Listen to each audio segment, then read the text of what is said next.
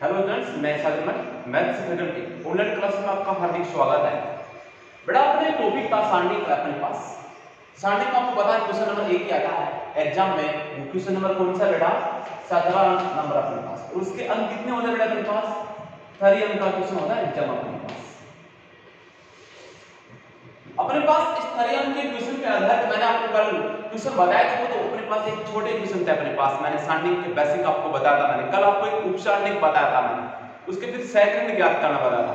फिर एक सारणी का मान ये है तो अपने पास k का मान, अल्फा का मान, कोई लैम्डा का कोई भी कांस्टेंट अपने पास है अचर राशि, उसका मान ज्ञात करना पड़ेगा। अपने पास से एग्जाम में क्वेश्चन आएंगे तो 30 अंक का क्वेश्चन किस प्रकार से बेटा इसमें से पूछा जाएगा वो देखो अपने पास। इसके लिए थोड़े से पहले आपको मैं बेसिक आपको बताना जरूरी है कि सारणी की। तो सबसे पहले मैं कल आपसे एक टॉपिक था उसको हम भूल गए थे, पर सारणिक एवं अवयव में अंतर था, उसके बारे में बात करेंगे। फिर अपने पास इसके सारणिक के गुणधर्मों पर आधारित क्वेश्चन करेंगे। पहले आपको गुणधर्म बताएंगे जिसके गुणधर्म है 10। फिर अपने पास की संक्रिया क्या है, फिर अपने पास सारणिक का गुणनफल कैसे करते हैं, फिर इसके क्वेश्चन एग्जाम में आने वाले अच्छे क्वेश्चन आप इस लेक्चर में अपने पास करते हैं। सबसे पहले अवयव एवं सारणिक में अंतर अपने पास बैठे। अवयव एवं सारणिक में अंतर वो क्या है अपने पास? मैं सबसे पहले आपको क्लियर कर दूं बेटा कि अवयव पंक्तियों स्तंभों में एक व्यवस्थित संख्याएं है। इसका कोई इसका कोई संख्यात्मक या निश्चित मान नहीं होता है। अवयव का बेटा अपने पास एक पंक्तियों में और स्तंभों में व्यवस्थित संख्याएं है, इसका कोई निश्चित मान नहीं होता है। जबकि बेटा अपने पास सारणिक का एक निश्चित मान होता है, संख्यात्मक कोई मान होता है अपने पास सारणिक का फिक्स मान होता है। निश्चित मान 3 4 कोई भी अपने पास ऐसे निश्चित मान होता है, अद्वितीय मान बोलते हैं। नंबर 2 आता है अपने पास अवयव किसी भी क्रम का हो सकता है, 2 गुना 3 का, 3 गुना 4 का, 5 गुना 8 का अपने पास, या 3 गुना 3 का, 2 गुना 2 का, 1 गुना। अवयव का क्रम कोई निश्चित नहीं है, जबकि बेटा अपने पास सारणिक का क्रम फिक्स है अपने पास। सारणिक का क्रम क्या अपने पास निश्चित है, 2 गुना 2 क्रम की, 3 गुना 3 क्रम की। अर्थात सारणिक में पंक्तियां और स्तंभों की संख्या क्या होती बेटा? समान होती है अपने पास। नंबर 3 आता अपने पास बेटा कि अवयव को किसी भी संख्या से, नंबर 3 क्या है? अवयव को किसी भी संख्या से गुणा करते हैं तो संख्या को अवयव के प्रत्येक अवयव से गुणा किया जाता है। जैसे अपने पास 2 गुना 2 क्रम की अवयव है, उसमें कितने अवयव बेटा? 4। मैं इसको 2 से गुणा करूंगा तो 2a बराबर इन चारों अवयवों को गुणा किया जाएगा। जबकि बेटा सारणिक में किसी एक पंक्ति या किसी एक स्तंभ के समस्त अवयवों को गुणा किया जाता है, नहीं कि समस्त अवयवों को, या तो किसी एक पंक्ति के कोई भी एक पंक्ति के अवयवों को या फिर किसी भी एक स्तंभ के अवयवों को गुणा करेंगे, न कि सभी अवयव। जैसे बोला कि प्रथम पंक्ति को 2a से गुणा करना है 2r1, तो अपन प्रथम पंक्ति के ही अवयवों को गुणा करेंगे, या 2c1 तो प्रथम स्तंभ के ही अवयवों को गुणा करेंगे, बाकी अवयवों को 2 से गुणा नहीं करेंगे। नंबर 4 क्या था अपने पास कि अवयव मैट्रिक्स की पंक्तियों और स्तंभों को परस्पर बदलने से एक नई अवयव प्राप्त होती है। जबकि बेटा अपने पास सारणिक की पंक्तियों को स्तंभों को परस्पर बदलेंगे तो सारणिक के मान में कोई भी परिवर्तन विद्यमान नहीं होगा। अपने पास जैसा है वैसा का वैसा रहेगा। मैंने आपको 4 अंतर बेटा बताए, मैंने आपको अंडरस्टैंड किया है, यानी आपको मौखिक बताया। अब मैं आपको नोट करवा देता हूं बेटा। तो फर्स्ट अंतर क्या अपने पास अवयव क्या अपने पास अवयव पंक्तियों तथा स्तंभों में व्यवस्थित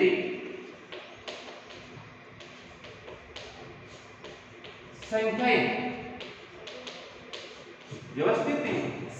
है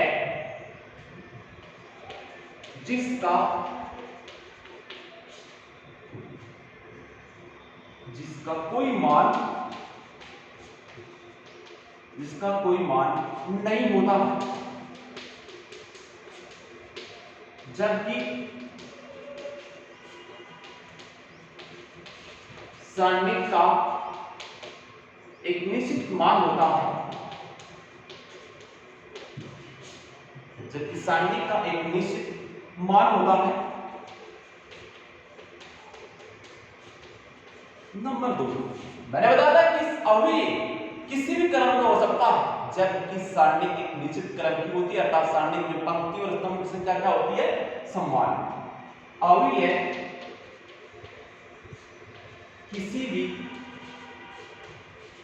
क्रम का हो सकता है जबकि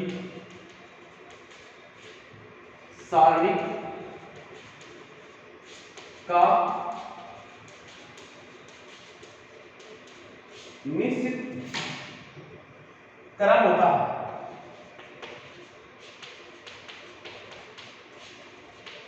अर्थात m बराबर n, यानी पंक्तियों की संख्या किसके बराबर? स्तंभ की संख्या के बराबर। नंबर 3 क्या है कि अवयव को किसी एक अशून्य संख्या से गुणा किया जाता है तो अवयव के प्रत्येक अवयव को गुणा किया जाता है। अवयव को किसी अशून्य संख्या से गुणा किया जाए तो अवयव के प्रत्येक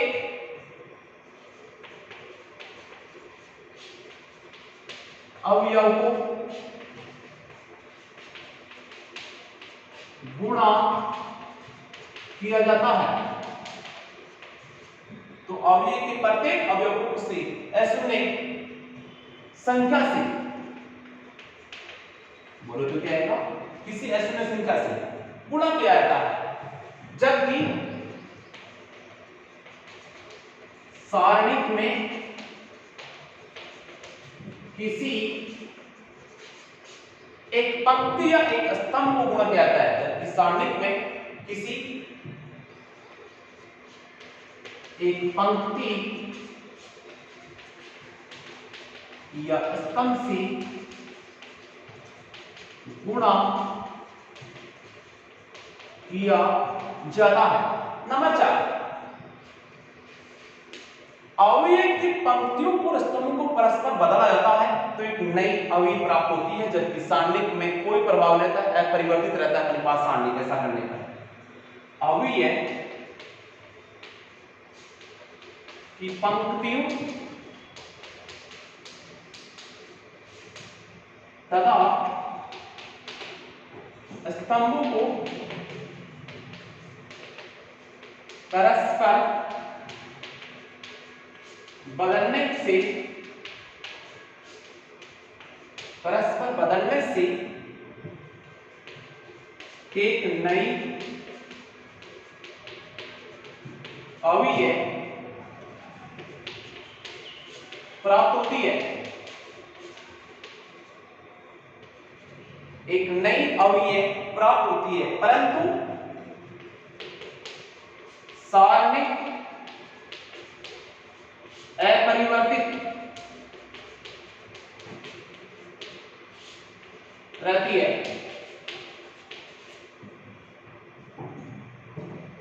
जबकि सारणी क्या है? अपरिवर्तित रहती है अपने पास है। ये अपने पास बड़ा अवयव और सारणी का अंतर अपने पास। अब आता है अपने पास सारणी के गुणधर्म। मैंने कहा था सारणी के गुणधर्म 10 है बेटा, वो किस प्रकार से जो अपने पास करेंगे इन गुणधर्मों के बारे में डिस्कस करेंगे। तो पहला गुणधर्म क्या है? वही गुणधर्म है ना तो मैंने एक अंतर में बताया था बेटा अपने पास। क्या गुणधर्म था कि सारणी की किसी सारणी की पंक्तियों स्तंभों को परस्पर बदलने पर सारणी के मान में कोई परिवर्तन नहीं होता अपने पास।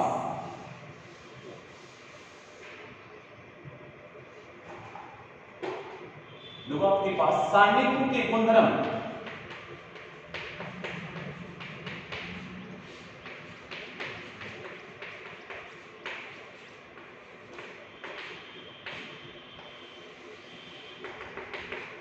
सारणिकों के गुणधर्म। तो आपके पास फर्स्ट गुणधर्म क्या रहेगा बेटा अपने पास?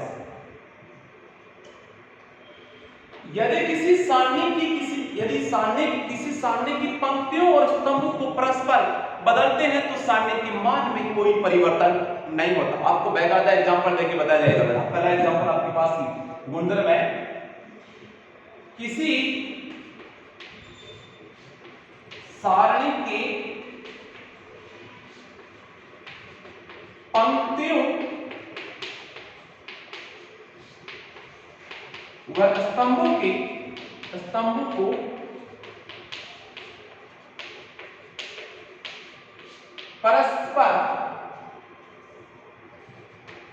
परस्पर बदलने से सारणी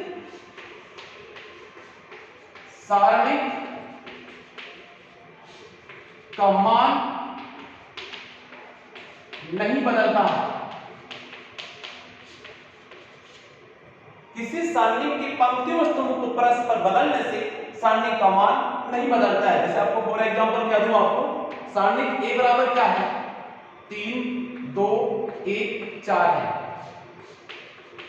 इसका मान कितना आएगा, 3 को 4 से गुणा कर दो बेटा कितना आएगा 12, माने 2 को 2 से गुणा कर दो बेटा क्या आएगा 2, तो 12 में से 2 कम कर दे मान कितना आएगा बेटा 10 आएगा। 3 को 4 से गुणा किया 12, 1 को 2 से किया तो 12 माने 10 बराबर 10। अब इसका अपने पास पंक्तियों को स्तंभों को बदलेंगे, जिससे अपने पास सारणी क्या आएगा, नई सारणी का अपने पास क्या आएगा 3 ये 2, इस पंक्ति को बदल दिया, अपने पास इसको बदल दो 1 की 4 क्या आएगा, देखो 3 को 4 से गुणा किया 12 माइनस 2 को 1 से गुणा किया तो मान कितना आएगा 10। तो सारणी में कोई परिवर्तन नहीं आएगा, अपने पास जो मान है वैसा का वैसा रहेगा अपने पास। तो फर्स्ट गुणधर्म हो गया बेटा अपने पास। सेकंड गुण देखो अपने पास, यदि किसी सारणी को अपन एक संख्या से गुणा कर रहे हैं, के संख्या से गुणा कर दिया तो सारणी का मान भी क्या हो जाएगा अपने पास बेटा, के गुणा हो जाएगा अपने पास। यदि किसी सारणी को अपन के से गुणा करते हैं तो सारणी का मान भी क्या हो जाएगा अपने पास, के गुणा हो जाएगा बेटा अपने पास। वो किस प्रकार से आएगा देखो अपने पास, एक सारणी का है उसको अपन के से गुणा करते हैं तो सारणी का मान भी क्या हो जाएगा, के गुणा हो जाएगा अपने पास। जैसे कोई सारणी का अपने पास 3 2 4 ऐसे हो तो नंबर 2 क्या अपने पास, यदि किसी सारणी को के से गुणा करने पर सारणी, यदि किसी सारणी की किसी पंक्ति या स्तंभ को के से गुणा करने पर, कैसे गुणा करने पर सारणी का मान भी के गुणा हो जाता है। सारणी का मान भी क्या हो जाता है बेटा, के गुणा। एग्जांपल देखो अपने पास, सारणी का अपने पास है a बराबर, या अपन सारणी को ढंग से भी नोट कर सकते हैं। सारणी a बराबर क्या है, 3 है 4 है 5 है 6 है, ये अपने पास। इसका मान कितना आएगा बेटा, 3 को 6 से गुणा करो मान कितना आएगा 18, 4 को 5 से गुणा करो मान कितना आएगा 20, बराबर कितना आएगा बेटा माइनस का 2।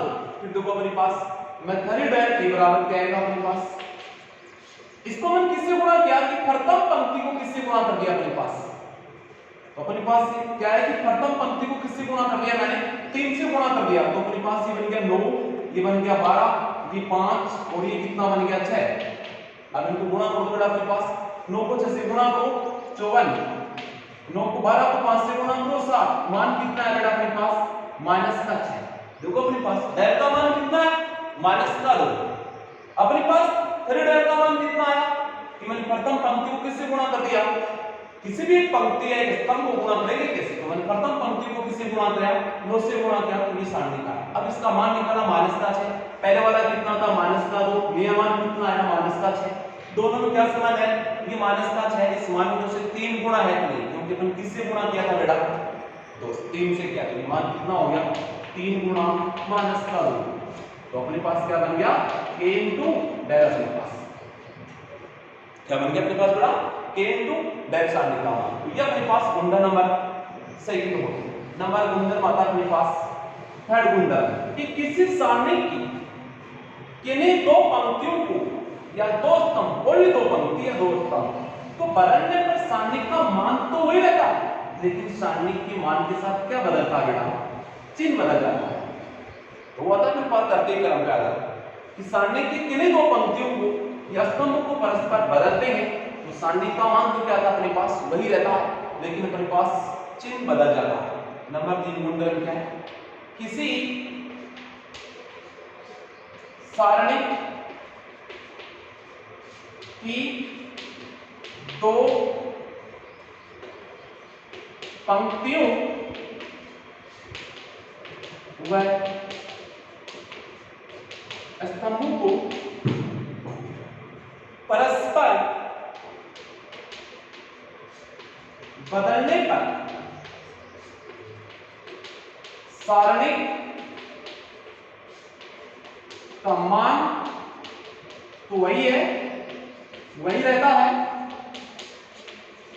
परंतु क्या बदलता अपने पास प्रेस का चिन्ह बदल जाता है, परंतु चिन्ह बदल जाता है। फॉर एग्जाम्पल देखो अपने पास ए पर अपने पास क्या डेल बराबर क्या है 3 आया, 6 आया, 8 आया और ये 2 आया। जैसे मैं द्वितीय क्रम की सारणी लिया, इसका मान कितना 3 को 2 से गुणा किया 6 आया, 6 को 8 से गुणा किया 48 आया। मान कितना आएगा बेटा अपने पास, माइनस का बोलो कितना आया 42 हो गया। अब इनको दो पंक्तियों को इनको बदल दो आप, इसमें है ही दो पंक्ति दो स्तंभ, तो अपने पास नई सारणी क्या आएगा अपने पास, इस पंक्ति को इसमें, इस पंक्ति को इसमें ले जाओ तो अपने पास क्या हो 8 2 3 6। अब इसका मान निकालो बेटा अपने पास, 8 को 6 से गुणा किया 48 बन गया, माइनस 3 को 2 से गुणा किया 6 बन गया। मान कितना है बेटा प्लस का माइनस। मैंने क्या कहा था भाई कि अपने कोई भी दो पंक्ति रहते हैं, कोई भी दो स्तंभ को परस्पर बदलते हैं तो सारणी का मान वही रहता है, ओनली सारणी का क्या बदलता है, चिन्ह बदल जाता है अपने पास। नंबर नेक्स्ट गुणधर्म अपने पास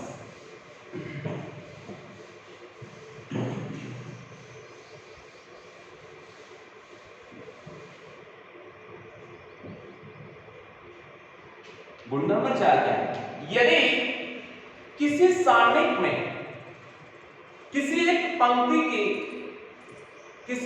यदि किसी सारणी में कोई दो पंक्ति या दो स्तंभ समान हो तो उस सारणी का मान क्या आएगा बेटा आपके पास 0 आएगा। कोई भी दो पंक्ति कोई भी दो स्तंभ समान आ जाए तो उस सारणी का मान क्या रहेगा 0 अपने पास। किसी सारणी में कोई दो पंक्ति या स्तंभ, कोई दो पंक्ति या स्तंभ समान हो तो सारणी का मान 0 होता है।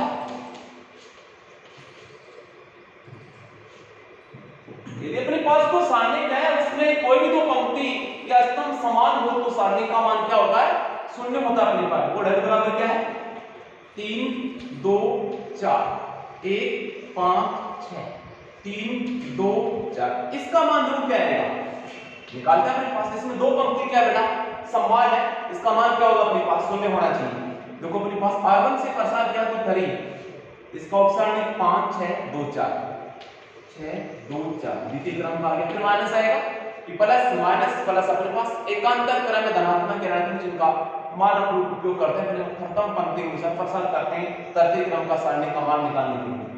फिर आएगा माइनस का रूप, इसका ऑप्शन है इस प्रथम पंक्ति को द्वितीय स्तंभ को छोड़ दो 1 6 3 4 फिर क्या आएगा प्लस का 4 आएगा। क्या आएगा देखो प्रथम पंक्ति को तृतीय स्तंभ को छोड़ दो, उसका ऑप्शन क्या आएगा 1 5 3 2। अब इसका मान निकालें ये लो 3, 5 को 4 से गुणा किया 20, माइनस का 2 को 6 से गुणा किया 12, ये लो माइनस का 2, फिर अपने पास क्या आएगा बेटे, 1 को 4 से गुणा करो 4, 3 को 6 से गुणा किया 18, प्लस का 4, 1 को 2 से करो 2, 3 को 5 से क्या माइनस का 15, ये लो 3 गुणा 20 माइनस 12 कितना आएगा 8, माइनस का 2, 4 माइनस का 18 कितना आएगा बेटे, 4 माइनस 18 माइनस का ये 14 आएगा, प्लस का 4, 2 माइनस का 15 कितना आएगा माइनस का 13 आएगा, 3 को 8 से गुणा तो कितना आएगा 24 आएगा, माइनस के 2 को माइनस 14 से गुणा तो प्लस का 28 आएगा, और अपन 4 को माइनस 13 से गुणा करो तो बेटा माइनस का 52 आएगा, तो डेल बराबर कितना 24 और 28 कितने होगी प्लस का 52 होगा बेटा अपने पास, माइनस का 52, तो डेल का मान कितना बन गया अपने पास बेटा 0 बन गया, डेल का मान कितना बन गया 0। इस प्रकार से अपने पास यदि किसी सारणी की में कोई भी दो पंक्ति या कोई दो स्तंभ समान हो तो उस सारणी का मान क्या होता है अपने पास बेटा 0 बनता है अपने पास। गुणन नंबर क्या अपने पास है, नेक्स्ट है 5 नंबर, वो क्या है कि यदि किसी सारणिक में कोई भी पंक्ति या कोई भी स्तंभ के समस्त अवयव 0 हो यानी शून्य हो तो उस सारणी का मान क्या होगा बेटा अपने पास शून्य हो जाएगा। यानी किसी सारणी की पंक्ति या स्तंभ में से कोई भी एक पंक्ति स्तंभ के समस्त अवयव 0 हो तो सारणी का मान क्या होगा 0 होगा अपने पास। देखो इसके लिए अपने पास गुणन नंबर अपने पास है 5। यदि किसी सारणिक में कोई एक पंक्ति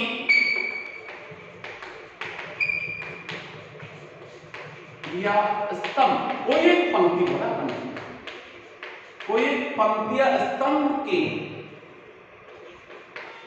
सभी अवयव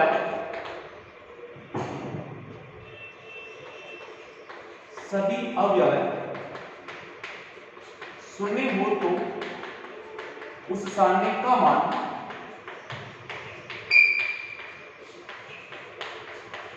शून्य होता है। एग्जाम्पल हो अपने पास बड़े डेल बराबर क्या अपने पास 4 0 5 2 0 6 3 0 और 1 ये सारणी है। अब इसका प्रसार करेंगे अपन किसके अनुसार बेटा मान ज्ञात करेंगे प्रथम पंक्ति के अनुसार। तो 4 के साथ में क्या आएगा बेटा, इस पंक्ति को छोड़ो इस स्तंभ को छोड़ो ये आएगा उप सारणी 0 6 0 1 माइनस 0, इस पंक्ति को छोड़ो इस स्तंभ को छोड़ दो 2 6 5 1 तो 3 है प्लस का आएगा 5। प्रथम पंक्ति को तृतीय स्तंभ को छोड़ दो तो क्या आएगा 2 0 3। अब इसका द्वितीय क्रम की सारणी का मान निकालते हैं तो क्या आएगा 4 0 को 1 से गुणा किया 0 0 को 6 से गुणा किया 0 माइनस का 0 2 को 1 से किया 2 माइनस 3 को 6 से किया 18 प्लस का 5 2 को 0 से किया 0 3 को 0 से किया 0 तो 4 0 माइनस 0 0 0 गुणा 2 माइनस का 18 माइनस का 16 प्लस का 5 0 माइनस 0 क्या आएगा बेटा 0 आएगा। अब अपने इसका मान क्या रहेगा 0 माइनस 0 प्लस 0 बराबर क्या रहेगा 0। अपने पास ये गुणन नंबर कौन सा हो गया बेटा 5 नंबर हो गया अपने पास।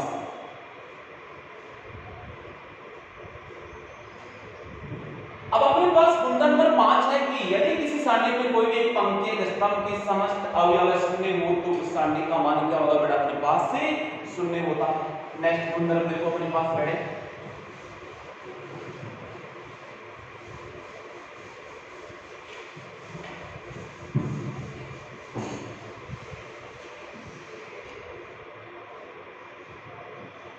नेक्स्ट गुणन नंबर अपने पास है कि एक सारणिक है वो त्रिभुजाकार सारणिक है। तो त्रिभुजाकार सारणिक का मान कैसे निकालेंगे, उनके मुख्य विकर्ण के अवयव का गुणनफल प्राप्त होगा बेटा अपने पास। उसके लिए क्या आएगा एक त्रिभुजाकार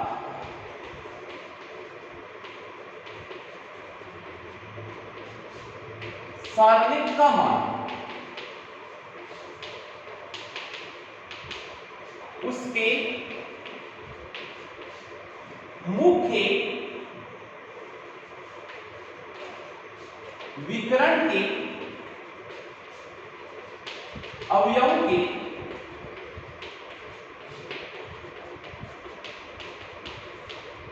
गुणनफल के बराबर होता है। यदि एक त्रिभुजाकार सारणी का मान उसके मुख्य विकर्ण के अवयव के गुणनफल के बराबर होता है। फॉर एग्जांपल देखो अपने पास डेल बराबर अपने पास सारणी का है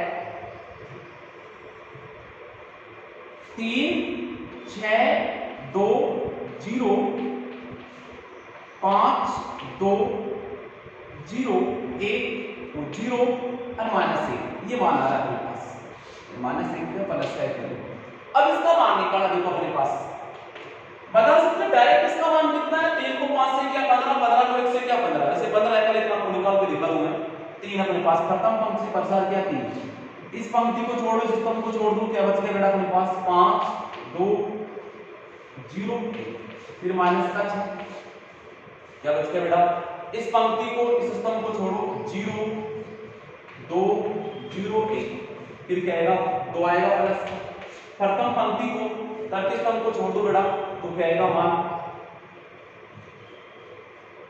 0 5 0 0 यानी इसको छोड़ दें इसको। अब देखो अपने पास 5 को 1 से किया 5 माइनस 0 को 2 से किया 0 फिर माइनस में क्या अपने पास 6 इसका मान 0 माइनस 0 आया प्लस का 0 माइनस 0 तो अपने पास डेल बराबर क्या आएगा बेटे 3 गुना 5 माइनस 0 5 माइनस का 6 इंटू 0 प्लस का 2 इंटू 0 मान कितना आएगा 3 को 5 से किया 15 माइनस का 0 प्लस का 0 तो 15 माइनस 0 प्लस 0 मान कितना आएगा।